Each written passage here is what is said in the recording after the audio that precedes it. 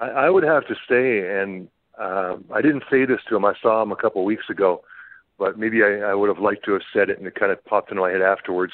With the abs, the serratus, the thick pecs, the thick, wide shoulders, man, the V shape he's got, the legs that are just sticking out from that tiny waist of his, I'd say he's in better shape than I was in my best shape. And maybe there's one point when I was in FMW when I was really ripped and had a tiny waist and I was squatting, quite a few hundred pounds, and I was really at my physical peak. But man, he's in just absolutely ripped, massive, phenomenal shape, and it is. You're right. It's mind blowing because you look like sort of the average steady guy in a gym that had been going for a few years. He had some big arms and it was pretty thick, not a lot of definition. But next thing I know, I see this guy. He looks like a ripped bodybuilder, shaved off all his chest hair and abs poking out like little bricks. And I was like, holy crap, man, what a transformation. I mean, he doesn't even look like the same person. Even in the face, he had sort of just a regular, smooth, roundish kind of a face. And then I saw him at this wedding, and his cheeks were just indented right in, cheekbones poking out, jawbone poking out. I was like, man, this guy's in amazing shape. I grabbed him by the arm to say, hey, let's stand over here and take a photo. His freaking arms are they were like boulders, like river rock, man. Holy crap. This guy is unbelievable. Yeah, I give him a lot of credit for that, and that was all his own. And obviously, everybody's heard the stories about the chairman, Vince McMahon, and his affection towards the bigger guys, the physique guys, and obviously you and Jinder are about the same size. With that same background of putting in that time, do you see Vince as gravitating towards somebody like Jinder based off of your experience in the company? Well, I think it's, everything goes in waves and cycles. And if you look back and say you're just to rent some DVDs or get something online and you go back to a Bruno Sammartino, which was sort of just the pudgy Italian, and man, I mean, maybe it's just gullibility and people were more innocent back then, but to me his stuff looked as fake gets. It was big round circles for punches and these big wound up kicks that he just let them sit on the guy's chest for about a half a second. And I took martial arts. I got a martial arts background, karate, judo, got a black belt. Watching that stuff to me was like, oh my God, this is so cheesy and fake. And then the next thing you know, you get into the 70s and the guys are getting more powerlifting looking. Even like some of Bill Kazmaier types and things like that. And then you get your Hulk Hogan's and then your Ultimate Warriors, who is probably one of the peak physical shape. But I have to say, just vision-wise, that Jinder looks, not too far off the Ultimate Warrior, man. He's in peak shape.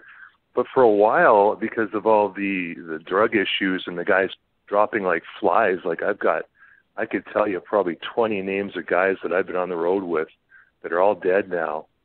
And all the drug testing and everything that the WWE is doing, that I think that wave is kind of past, that they're probably not looking at all the court injunctions and the trouble and the people making judgments and, oh, that guy's on steroids, all that kind of stuff anymore, because it's just that wave is past. So I think now even I have to say 10 years ago, watching a lot of these guys, even like CM Punk going to the ring, no offense to him or anything, but if people are paying $200 for a ticket and they're a guy my size and I'm only about 230, 240 right now, and I watch a guy like that walk to the ring, or most of the other guys at the time who are becoming very good talkers, but I don't think we're very strong or legit tough. And I paid $200 for a ticket, and I go, I could take that guy. I could take that guy. Well, then where's the value in that $200? Now you're going back to guys like Jinder, who, holy crap, I wouldn't want to meet him in a dark alley, right? Oh my God! So that's kind of the direction, I think. Yeah. But 10 years ago, you look at probably 80, 90% of the guys, and you're like, yeah, I'd fight him. No big deal. So big changes. Oh yeah, no, absolutely. With the changes are seen without a doubt, and that little sabbatical that he had was definitely a huge help to him. But has he ever reached out to you in between, maybe when you guys first came in contact and during maybe his day's release? Did you guys have any contact before running into each other at this wedding? Not really. And again, when I say some of these things, I'm exaggerating a little bit, and I don't mean them to sound bad or anything. But when you're in the WWE, and I did this myself, you don't really reach out to a lot of people who aren't in your clique anymore. I know I had guys that were in smaller leagues, and they reached out and they phoned me when I was there. And typically I was thinking, they're just phoning me for a job, so I'm not going to call them back, man, because I didn't have any pull to get anyone a job. I was scraping, just barely holding on to my own, right?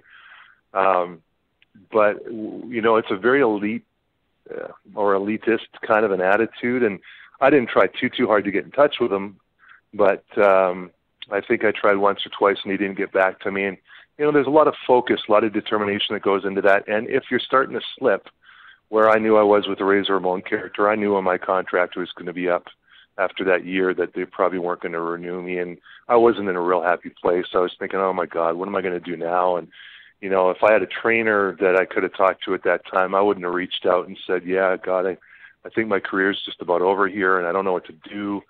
And I talked to his dad briefly, and his dad's probably about, I don't know, maybe 15, 20 years older than me. But somehow we just kept in touch, either by Facebook and then sometimes by phone. And went and had some great East Indian food together. And he said, yeah, Raj isn't, really happy right now. He doesn't know what to do. And I said, well, tell him he can call me anytime. I've been through it, and it is tough. And I think there should be some kind of coaching or some kind of psychologist, something to reach out to for the guys in any sport for that matter. And I think they do have it in football and hockey quite a bit, to where when you're done with that business, it's like your whole life is caving in. And not to mention that, but you're making a lot of money, and then all of a sudden you're not making almost any money anymore. That's tough. And but regardless, to say, no, we didn't keep in a lot of touch, but it was really great to see him on the upside and as world champion at his brother's wedding there, and we chatted a bit. But there's also a sort of a tough as nails edge you have to be one of the top guys to be a world heavyweight champion, and you don't go around expressing your feelings a lot. That's just the way it is. And him and I had some nice little chats, but there was nothing really deep going on. You know what I mean?